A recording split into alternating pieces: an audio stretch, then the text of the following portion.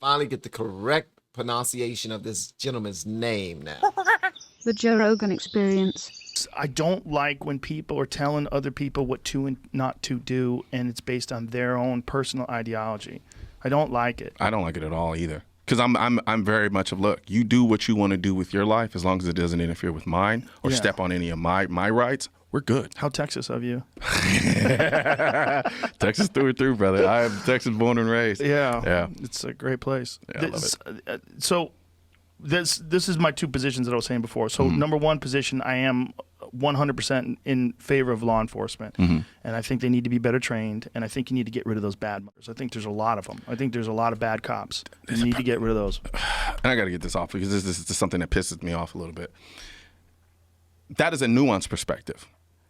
However, on social media and in general, the idea of having a nuanced perspective on a particular issue is so far gone now that you can't even really have a conversation. I can say in one breath, I am pro-cop. Yes. I am pro-cop. I have a lot of friends who are cops. However, there are also a good number of them who are evil as probably racist and need to be dissolved from the sociopaths, exactly. psychopaths, murderers. But for some reason, it's either all cops are bad or they're all good, and that's what I can't get down with. Yeah, I just can't. You can't get down with that, and I'm with you. I think we can also say in one breath, I'm pro-cop, but I'm also pro these peaceful protests. Yeah, I think these peaceful protests are important. And there was I mean, maybe I did a bad job of explaining what I was trying to say, but whatever basketball player was mad at me the other day because it was something I said that I think a lot of these people are fighting like an invisible enemy when they're protesting. What I mean by that is, yes, we need bad cops. Yes, cops should stop shooting, whether it's black people or white people or anybody for the wrong reason. Just so that because people love to. I remember our last segment, we made a mistake verbally and people jumped on it. You said we need bad cops. Did I say that? Yeah. Oh. Did I really? Imagine saying, how dumb am I? We need bad cops. We do need some bad cops. Some bad cops know how to get in the weeds. Listen, I seen some of the movies. I seen some of the TV shows and everything. And some of the good cops won't do what some of the bad cops that would do in order to get it done. Like, you got some real bad people out there. You're going to need some bad cops. Some bad mother suckers. No? Am I wrong? Listen. This won't be the first time I'm wrong. So, yeah. But I love how fair this podcast is, man. It's like they just talk, bro. They just flow. And they never stick to one side or the other. It's always what's fair is fair. If we're going over here on this side, hey, that's where we are. We're going over here, then that's where we are. I like that. We need cops. Yeah. We need good cops. But there's definitely bad cops and bad cops that shoot people, whatever race they are. Terrible. Clearly, there's a problem with cops shooting black people. Yeah. Clearly. There's also statistically not even just shooting people. If you look at the death statistics for cops and black people, there's a thing that people like to do where they say, well, actually cops shoot more white people than black people. But there are more white people than black people. But the other thing that I think is as important, if not more important, is cops are physical with black people more than they are white people. Cops are physical with brown people, Mexicans, Puerto Ricans. They're physical with them more than they are white people, statistically by as much or more than 25%. Yeah. Why is that? Now, I'm asking the people who accept that notion. Some people don't accept that. They're like, I don't buy it. I don't buy it. Some people will say, I don't buy it. They're not more physical with just brown and black people. They're physical with whoever needs to be physical with. There's some of you out there like that. But I'm talking to the people who actually agree with Joe Rogan right here. Why is that? Why are they more physical with other races? There is a problem. Also, there's a problem with people that don't know what they want. They just think that defunding the cops are bad. This is what I meant by fighting an invisible enemy. I just did a shitty job of explaining it. The thing we should want is a safe community, including people that get pulled over by cops. So that's the one thing that needs to be addressed first, right? Get rid of the bad cops, fund them better, train them better. And we should all want this. This defund the cops is crazy. I think dumb as hell. That's what a lot of this movement has been co-opted. By And I always hesitate because I like I said, I'm not a conspiracy theorist, but I have to call a spade a spade. There are a lot of subversive. There's a subversive group in this country that wants to topple the current structure of the United States, Yes. so that they can gain power because they think they can rule better. Yes. And a lot of those people, generally speaking, are Marxist. Yes. That's pretty much it. That's why, like, I make a delineation when people are asking me about Black Lives Matter, for instance. Black Lives Matter, the sentiment, I can get down with. Black Lives Matter, the organization, I cannot. I still don't know how to pronounce your name, bro. Still don't, because he didn't say it. I thought he was going to introduce you and all that other stuff, but that's not how Joe Rogan gets down. He probably already did that a long time ago on the whole segment. That's probably like 2 hours. This is only 19 minutes. But I'm with you on that. I'm with you on that, bro. And why is that? Because they are not for the same thing. So what do you think? The leader, the founders of Black Matter, like the founders of Black Lives Matter, literally just came out and basically said she's a trained Marxist. She didn't basically said, she said blatantly, she's a trained Marxist. Both of them. The founders of Black Lives Matter organization Are these the both same trained Marxists. folks that went on stage with Bernie Sanders at one time I believe so. Don't quote me on that. and took the mic from him? Whoever the two women are who are the founders of Black Lives Matter, the organization, they are trained Marxists. They said it with their own mouth on the show. And what is their goal? What do they want? Well, what do Marxists want? They want to topple the current structure. They have their so to speak, their useful idiots that create chaos to topple whatever structure is in place so that they can come in, fill the vacuum. And then what do they do with the useless chaos? What do they do with the useful idiots? They dispose of them because they are rebellious in nature and thus will topple the power structure that's in place then. Wow. Wow. Now I got to really look into the Black Panthers, Black Lives Matter, man, because I didn't know that about them. Yeah. Idiots that you think that they are utilizing. The people running around spraying Black Lives Matters while rioting and looting. Yes. Not protesting, Right. but rioting and looting. That's the distinction. Mm-hmm. And this is what I did a job of explaining. There's a lot of people that are out there protesting, and I don't necessarily think they understand what needs to be done. They just want free What stuff. needs to be done to keep us safe is not defunding the police. Not. What needs to be done is maybe. they need to go through the police department with a fine-tooth comb, and every one of these that has multiple complaints, just get rid of them. Yeah. Just get rid. Find out what is going on. Yeah. If the multiple complaints don't make sense, then leave them alone. Yeah. But find out, like that guy, that guy that killed that guy, and or anybody who could do that to a person, who can lean on a person's neck like that for 8 minutes. Something's wrong with you. Something's wrong with you, and you should have never been a cop in the first place. And How do you all feel about that? Please let me know, man. This is a safe space. I want to hear everything. Even if you disagree, tell me. Please tell me. Please do me that favor of tell me how you feel about that, even if you disagree. I need to hear that.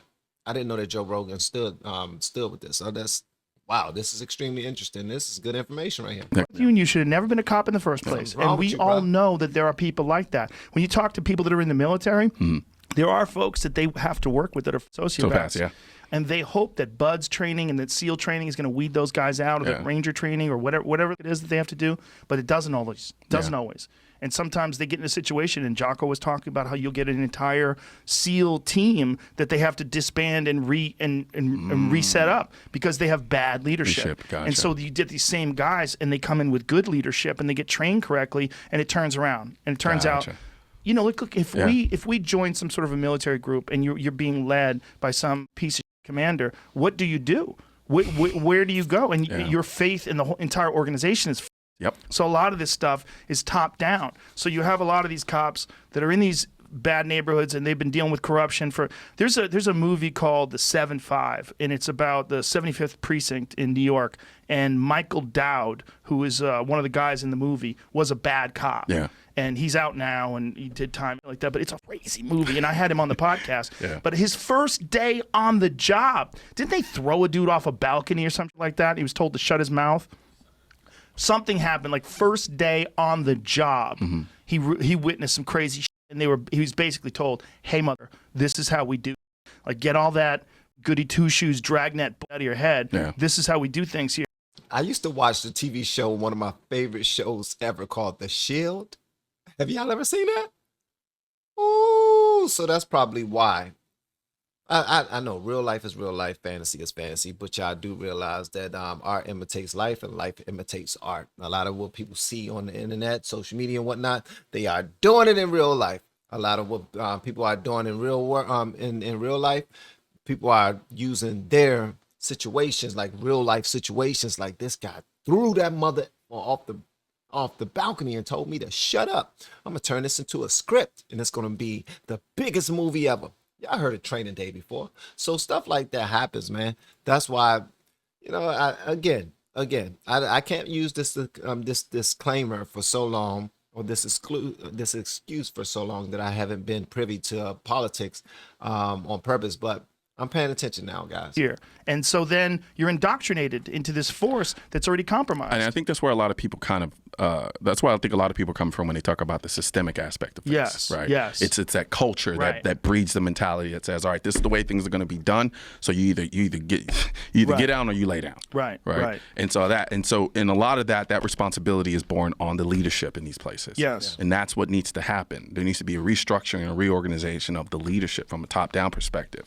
That I do believe. And I agree with you. I'm like, you got a guy who has multiple complaints. I mean, at a certain point where there's smoke, there's probably going to be some fire somewhere. Yes. And so at that point, if you can't really reasonably justify why this person is getting a lot of complaints, and it, like you said, if it doesn't make sense why they're getting complaints, then okay, cool. But if you're like, all right, this just seems real suspect. Yeah. Either do a deeper investigation of it or get rid of them. Yeah. And there's a problem with most people when you give them ultimate power over someone else. And it's not just the power of having a gun. It's the power of being able to tell someone, do what I'm telling you to do. Yeah. There's a crazy video I watched the other day of a white guy pulling over another white guy, and he's telling the guy, get out of the car. And the guy's going, why do you want me to get out of the car? He goes, because I'm telling you to get out of the car. And he pulls out his pepper spray. And he goes, hey, man, he goes, I'm speeding. I'm going 5 miles an hour over. He goes, stop filming. He goes, I don't have to stop filming. And he goes, and why are you pointing your pepper spray at me? And he goes, if you don't get out of the car, I'm going to hit you with it. And so there's this back and forth with this guy. And he goes to hit it. He goes, it's out. You're lucky. This is your lucky day. He goes, no. He goes, you're crazy. He's like, you're going to pepper spray me because I'm going 5 miles an hour over the speed limit? So this is an example of a person who should never be in a position of having ultimate power over someone like that. Sucker ass people who finally got some power and want to use their job to back their power. That's what you are. Exactly what you are. You are the person you're the head honcho when it comes to the law right now. It's nobody here but me and you. You should have integrity enough to do things the proper way. And still, both of us walk away from this unscathed, unharmed, without lives. If you're going to give me a ticket, give me a ticket, but do things by the law. I was driving 5 miles over the speed limit. There's no reason for me to have to get out the car. Did you see anything suspicious that you pointed out? None of that. So yeah, you cannot just boss up on anybody just because you feel like it and say, get out the car, I'm about to hit you with the pepper spray. That right there is whack, man. That. He said, if a guy was a really good cop, was a veteran, he would have been able to diffuse a situation. He would have walked up to him, how you doing, sir? You know why I pulled you over? You're going a little bit fast. You're going 5 miles an hour over the speed limit, blah, blah, blah, whatever it was. Yeah. You don't point pepper spray at a guy just because he's filming you. When he's filming you, he's allowed to do that. Mm-hmm. That's you. This is like an audition for you to keep your job. Yeah. That's what it is. Like, do a good job right there. Because you're going to get on the internet right now. And there's a lot of people that are on the internet. There was a horrible one that I watched where this guy was in this verbal altercation with this woman, and it wasn't heated. She didn't do anything wrong. Mm-hmm. And he's yelling. She's not listening. So he grabs her, ragdolls her to the ground, face plants her, and gets her in a rear naked choke. And he's screaming at her. And he's a terrible rear naked choke too. And these other people are standing by watching this and filming it. And it's madness. Yeah. This is a terrible way to handle the situation. Just a person who's either got PTSD or he's all up, who happens to get this job. Now, guess what? Here's the other problem. Who's going to be a cop now? Yeah, that's the thing. Who's going to be a cop now? I'm going to be honest with you. I wouldn't want to be a cop right now. I wouldn't want to be a cop now. Man, can only imagine. I think the problem is it's like people don't understand, like, the relationship between community and the police should be a symbiotic relationship. That's what it Yes. should be. Yes. Because even to the same degree, there needs to be training. I think there needs to be training, not mandated training, but people should be cognizant, especially if I as a gun owner. Yes. Someone who carries a gun on me 99% of the time, in my car, on my body, on my person. I should understand the dynamics that a police officer is looking at me from and dealing with people who carry guns and vice versa. So the officer needs to understand and be aware of the fact that, okay, you're living in a population where people carry firearms. So the idea or the presence of a firearm in the hands of a civilian should not terrify you that much. It just shouldn't. Now, I get it. There are bad apples all over the place. Thus, that brings it full circle. Me as a citizen should understand that because there are certain people who are bad apples, who carry firearms, that are interacting with the cops and may want to do ill will towards the cops, that I as a citizen should understand and have the responsibility that says, all right, there are certain things I'm going to do whenever I'm interacting with the cop that signals to them, hey, I don't mean you no harm, I mean you no threat. I get pulled over, the first thing I do is I pull over, roll the windows down, I have my ID, and I have my concealed carry license in hand, right? Everything I'm doing is just to put the cop at ease. Right. I'm demonstrating to the cop, look, I understand. You don't know who I am. I don't know who you are. Right. So we're going to give each other this mutual respect that says, all right, as long as you respect me, I'm going to respect you. And generally speaking, I speed a lot. So do I. God dang it. My wife just now was fussing at me the other day, man. She said, dude, you get a daggone speeding ticket like once every week. Or every other week, it seemed like. I'm like, but it's only by like 2 miles or something like that I went over it. But yeah, he's right. Generally speaking, if you do your part, things should go over well. Generally speaking, because there are some times where things might go sideways. It could be a look. It could be a feeling. It could be something that they thought they saw, but they didn't see. It could be something that they're going through at work. It could be something or at home or something. It could be something that you're going through. In your personal life, you might not have the patience at that moment. You might have, it could be anything. And then things can go left. That's unfortunate. Do you get cops recognizing you? I have. It's like 50-50. Oh, that's a lot. Yeah. 50-50 is a lot. It is a lot, actually. And the funny thing is, the best time was I was in a car at the time. I was in the car with my ex at the time. Well, she was my then girlfriend, and then one of her best friends, and we were driving back from Houston. And so I was speeding. And so I think I had like a M6 at the time. And so I was speeding, and he was like, you need to slow down. I'm like, well, shut up. So going. And then I get pulled over. And they're laughing. They're like, ha, ha, we told you, you idiot. Ha, ha, ha, ha, ha. And so I'm sitting there, and I'm like, I got egg on my face. And the cop comes over, and he's like, yeah, I'm giving, I do what I normally do, roll the windows down, hand him my driver's license. He goes runs my information. He's like, there might be a weird question, but are you Colion Noir? I was like, yeah. Colion Noir. That's his dago. See, he said it. Okay. There might be a weird question, but are you Colion Noir? I was like, yeah. And he was like, oh man, I thought it was you. Well, this is why it's a question, because your ID is different. Because your real name my real name is Collins. Right. But do you give out your real name? I give out my real first name. I don't give out my last name because I don't want to have to shoot anybody. I'm being dead serious. I mean, I get a lot of weird stuff. So I'm sure. Yeah, and I don't. Look, if you want to find my real name, you can find it. You can pull it up on Wikipedia. Right. But I don't want to make it easy for you. But if you want to have those problems, have at it. But and I could have had people threaten me before. Over what? Just my stance and things like that. I've had people threatening you for your stance on responsible gun ownership. That's the funny so they thing. want to shoot you. I don't understand. It's so ridiculous. I don't understand it. But there are a lot of psychos out there. Yeah. What's up with that, man? Please, guys. What love. God dang it.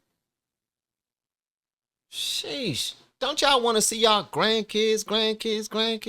Don't y'all want to have something of have a legacy when you leave here? Don't you want to see other people with legacies? Don't you want to do something good?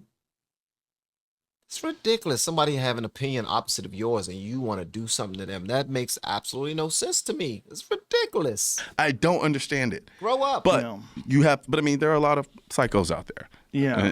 And even anti-gunners can be psychos. But this is I've had this conversation about you with people that are not gun owners, that don't like guns. And I said, listen, there are people out there like yourself that are the best example of what you would hope for a gun owner. And if that's your neighbor, you should be happy that that guy's armed. If something goes down, you need someone to help you. You want people to be able to help themselves. But It's like that in my neighborhood. I think people are going to have a different attitude about this with all this defund the police talk. I really do. And the looting and and not only that, but here in Santa Monica, they have police, right? Yeah. The police are there. And they were told to stand down.